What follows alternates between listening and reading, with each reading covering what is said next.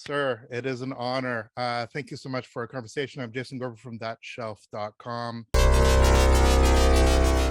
Big shelf. This is a film about multiple histories and looking back and the lives different lived. I realized that you were probably my first action hero of Chinese descent. Here you are all these years later, proving that we've missed decades of you being the action hero of our dreams. I'm just wondering if you could talk about your own emotional relationship with such a bizarre and wonderful film by the Daniels and what prompted you to take this on as a role. I'm still processing all of this and how this moment came to be. I'm overwhelmed with emotions. In fact, every time I talk about it, I get really emotional, and I'm so grateful to the Daniels for really gifting me this moment, this wonderful role, Wayman. When I was little, I was very lucky to be in a couple of very memorable movies. And as I got older and absolutely fell head over heels with acting and started to really pursue it, there was nothing for me. And at a very young age, all I did was, sit around waiting for the phone to ring, and it rarely rang. So it was just difficult. So, and that's why I stepped away from acting for many years, over 2 decades to be exact. And to have everything everywhere all at once for my comeback movie, it's incredible. It's extraordinary. Like I said, I'm still processing how all of this happened, and a part of me, says, I guess everything had to happen in the order it did for this very special moment to appear. Which is exactly what this film's about. That's what I find so remarkable. In some ways, this film is about the collision that we have and the decisions we make and what leads us to be where we need to be at any given time. It is absolutely true that we missed out on having decades of your cinema, but we did not miss out on your talent. And it is such an explosive on-screen presence that you bring with all of this baggage that elevates this film to an emotional way, which so few action films do. So I wouldn't wish upon you the travails that you had, but in a funny way, it's perfect for this movie that it happened the way it happened. It is. I mean, had this role been given to me 10 or 15 years ago, I don't think I would have been able to play it. Right.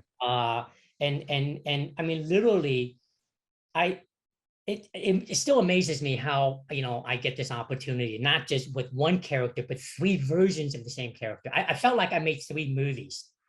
And to prepare, I mean, I dig deep within myself to look for all those emotions that I had all those years, all the ups and downs, the peaks and valleys. I always say this, a full life is a life full of ups and downs. And I certainly had a lot of those. And I poured my entire life into these 3 different characters. And yeah, it's just been incredible. And I was nervous when the movie was about to debut. I didn't know how the audience would respond. I haven't seen me for so many years. The last time they saw me, I was a kid, or an awkward teen. And to read and hear, all these positive reviews and comments, and have all of them embracing my return to my roots, it's really heartwarming. And I want to talk. I'm sorry. I want to talk about some of those roots because obviously, I've been following your career independent of this. I know the work you did with Huy Quan. I know your connection to the, those 7 that made the Hong Kong action cinema what it was. I want to talk about your own relationship to that period of filmmaking, the Sammo Hungs, the Jackie Chans, the Huy Quans, but also the Michelle Yeohs, and also the Chungking Express. I mean, you have these moments that are absolutely echoing that. What is your personal connection to the cinema of Hong Kong of the 80s and 90s? And how did you draw upon that for this role? Well, I grew up on a lot of, movies from, Jackie Chan, Sammo Hung, Jet Li, Michelle Yeoh. And interestingly, Michelle did her first movie in 1984. That was when I did Indiana Jones. So we both started in the business in separate worlds, parts of the world. And I waited 38 years to unite with her on screen. And yeah, so I'm very familiar with Hong Kong cinema during the 80s. And when I decided to step away from acting and went to film school and graduated, I started working behind the camera. And like you said, one day I got a call from one of the greatest action director of all time, Huy Quan. And he says, Key, I'm in Toronto. Would you fly up here and work on this little movie with me? Not knowing what it was. And I arrived and I walked on the set and it was freaking the X-Men. And this was right after I graduated from USC. So he kind of took me under his wings and kind of, taught me the craft into, choreographing an action sequence, how to shoot it, how to edit it. So I learned all that. And it was a dream come true because, I was just fascinated by all of that. And it played an important role in my formative years as well, too. That particular genre, that particular style of movies, especially during the Hong Kong golden era. So when I was offered to do this, I mean, as you can see, the Marshall Club boys who choreographed all the fight sequences in our movie grew up watching the same movies that I did. So there's that nostalgic and also that homage that we're all paying to the Hong Kong movies. And I mean, a lot has happened in my life working behind the camera. One of the great experience of my life was working for Wong Kar-wai. And I love him very much. And for many years, I was behind the camera watching Tony Leung doing his thing in front of the camera.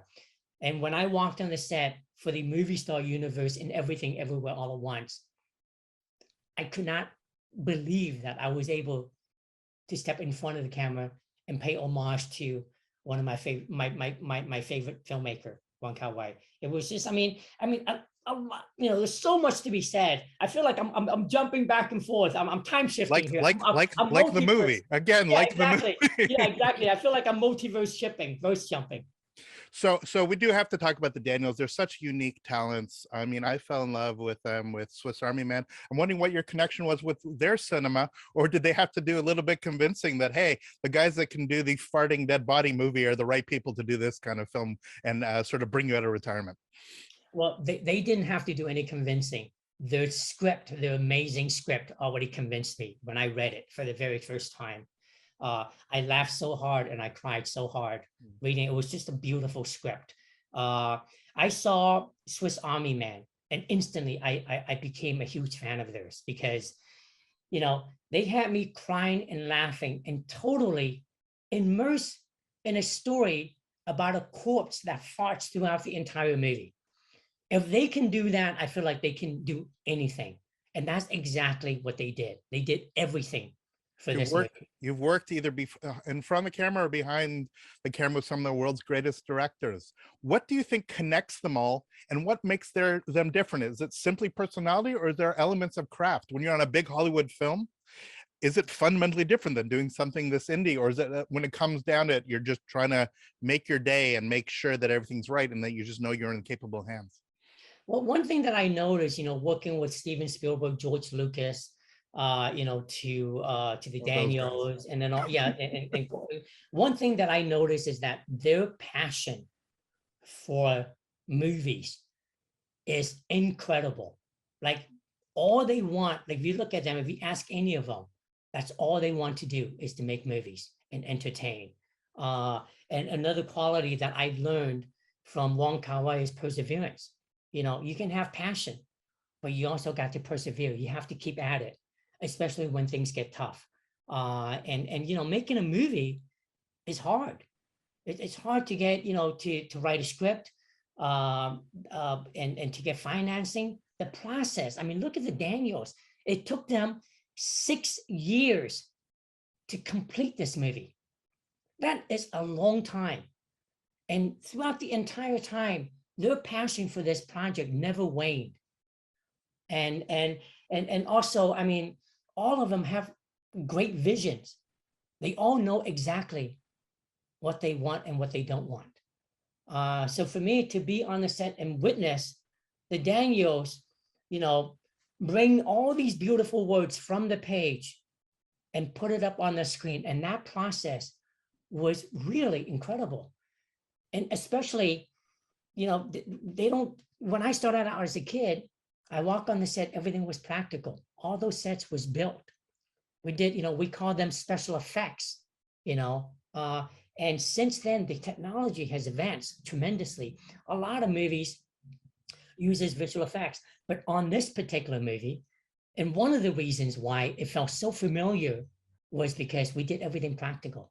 All those sets was built. I think we had one day of green screen, which is for the bagel.